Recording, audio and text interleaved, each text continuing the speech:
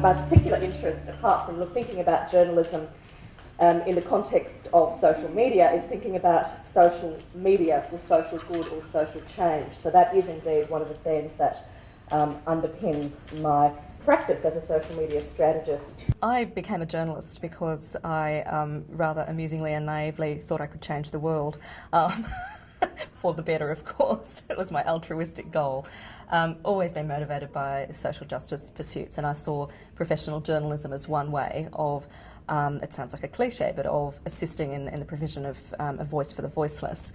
I think what's interesting, challenging and very important about social media is the capacity, or at least the possibility of a more democratised role for media generally, for communication generally, in terms of discussing and spreading information and tools for empowerment with regards to anything from social development, media development, social justice campaigns and so on.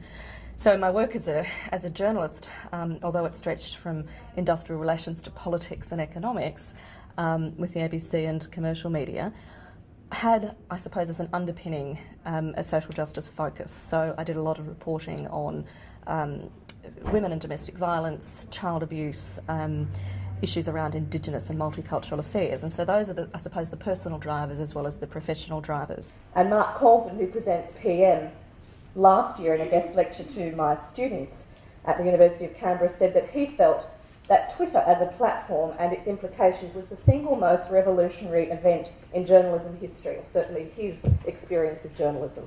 I think we are talking about a significant shift, possibly revolutionary. It's certainly transformative, the impact of social media on journalism.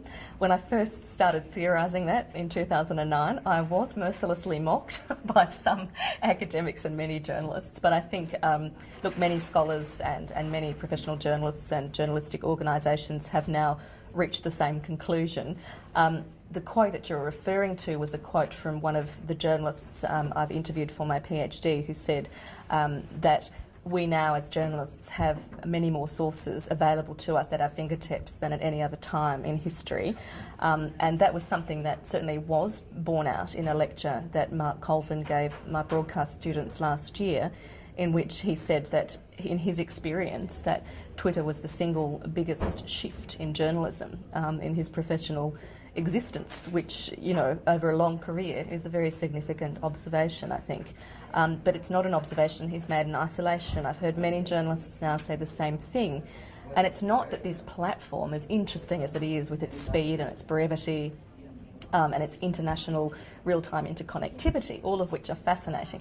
It's the way in which journalists are engaging with it, who they're talking to, the conversations they're having, what they're sharing in terms of their work and information about their work.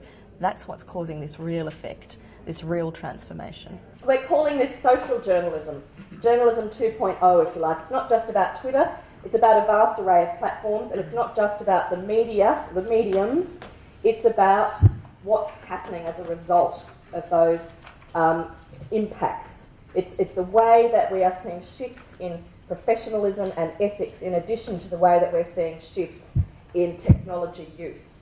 And I think it's having an effect way beyond journalism, this sort of flattening out of communications, which is narrowing the divide between people in positions of power and authority and citizens.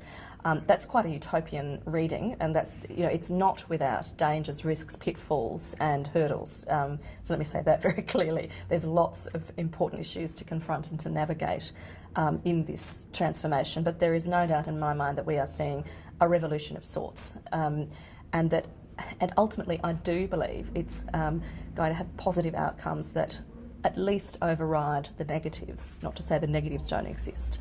But the traditional values, to get back to your question, that we trained with, or I trained with in the 80s, and for decades before that others trained with, included objectivity and distance, balance and fairness, for example, if we talk about those key normative values of professional journalism.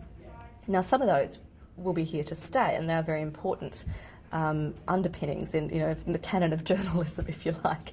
But we now have to add to that respect for audience, a collaborative spirit, using those connections that you might have forged just with sources previously as more collaborative engagements with audience. So audience engagement delivers that. Transparency is really important, being very frank with your audience, the opposite to what we saw with News of the World. You know, there has been a kind of a conversion taking place in terms of journalists looking at their ethics and their professionalism in the wake of that crisis, and it's you know, existing at a time when we're already re-examining traditional values in journalism. And the other is authenticity, the need to be not only transparent but authentic in what it is that you're delivering. You know, are you just importing spin, or have you actually done a thorough journalistic job? So the three big areas for change: one, audience engagement; two, the impact of this clash or this convergence of the personal and private sphere with the professional and public sphere. What this means. That underpins a lot of the discussions that you'll have been having over the past few days, I'm sure. And the third one is verification. But for all the good that social media can claim, there are risks and pitfalls and downsides that absolutely have to be acknowledged and navigated across society. With regards to journalism, they exist in two of the three areas that I've identified through my research as being critical in terms of the transformative impact of social media on journalism. The first is the clash of the personal and private world with the professional and public sphere. So in a space like Twitter or Facebook, you know, a journalist may interact with sources. They will be interacting with audiences. They'll be having conversations with dear and personal friends. They may share intimate secrets, which, you know, perhaps they previously would only have had as part of a conversation with very close female friends, are suddenly, you know, being discussed in a wider space, a more open space. There are risks there. There are risks, obvious risks, for example, to investigative journalists in terms of how much they're revealing about themselves, everything from where they are at a particular time to the identities of their children and their partner and you know, their location specific in time. So that's without wanting to be too alarmist, that is a reality that I'm finding some journalists are not taking seriously enough. If you are doing significant investigative work, if you're treading in in areas where there is risk, then be mindful of your online footprint.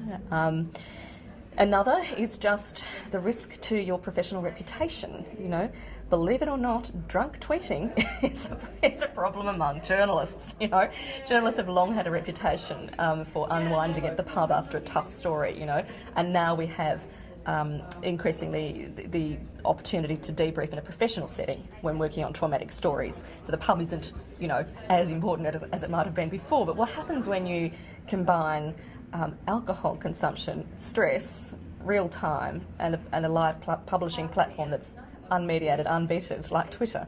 Well, you can get yourself into strife.